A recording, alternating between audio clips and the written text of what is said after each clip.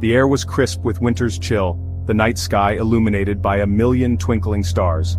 Christmas Eve 1945 held the promise of joy and togetherness for the Sodder family.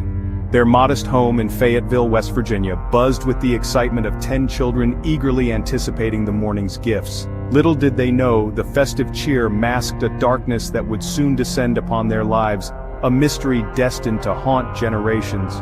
George and Jenny Sodder, Italian immigrants who had built a good life in their adopted country, were the heart of this lively household. This Christmas Eve, however, a shadow of unease lingered. The older boys had noticed a strange car parked near the family's property in the days leading up to Christmas.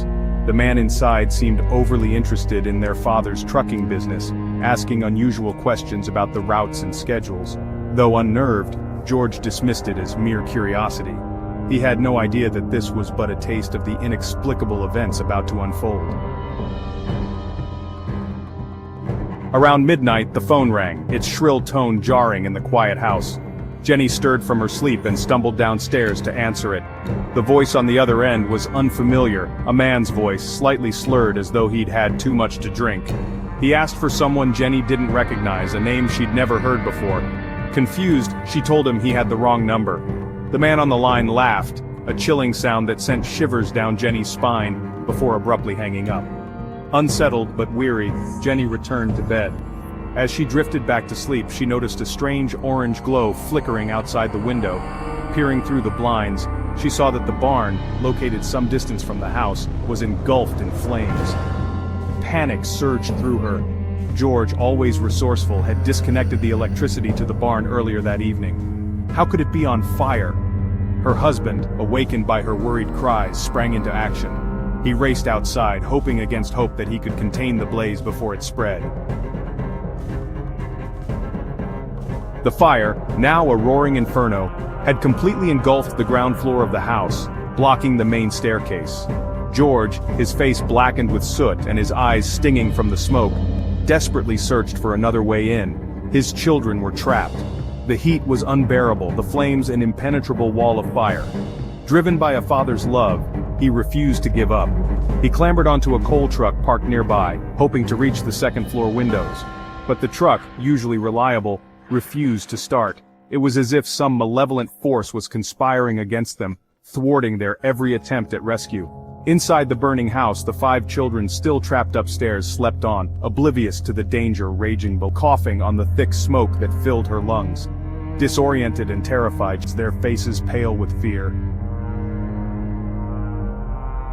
By the time the fire trucks finally arrived, the Sodder home was nothing but a smoldering ruin, the air thick with the acrid smell of smoke and ash.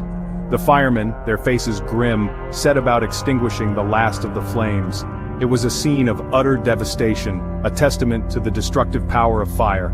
George and Jenny, their faces etched with grief and disbelief, clung to each other, their hearts shattered into a million pieces.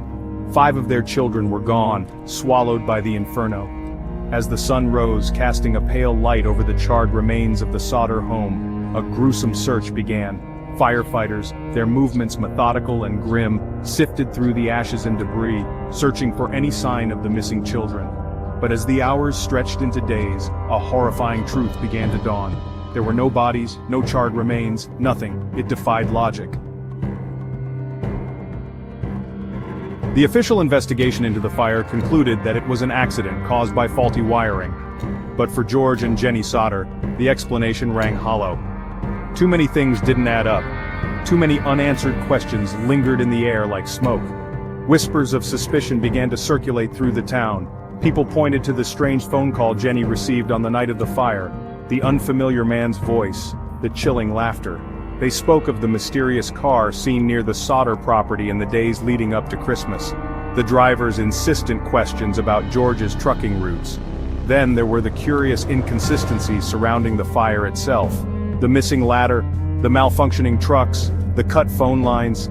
Each anomaly, seemingly insignificant on its own, took on a sinister significance when considered together. They were like pieces of a puzzle, scattered and incomplete, but hinting at a darker truth. Driven by a desperate need for answers, the Sodders dedicated their lives to finding out what happened to their children. They hired private investigators, offered rewards, and chased down every lead, no matter how improbable. Years turned into decades, their hair turning silver, their faces etched with the pain of a mystery unsolved.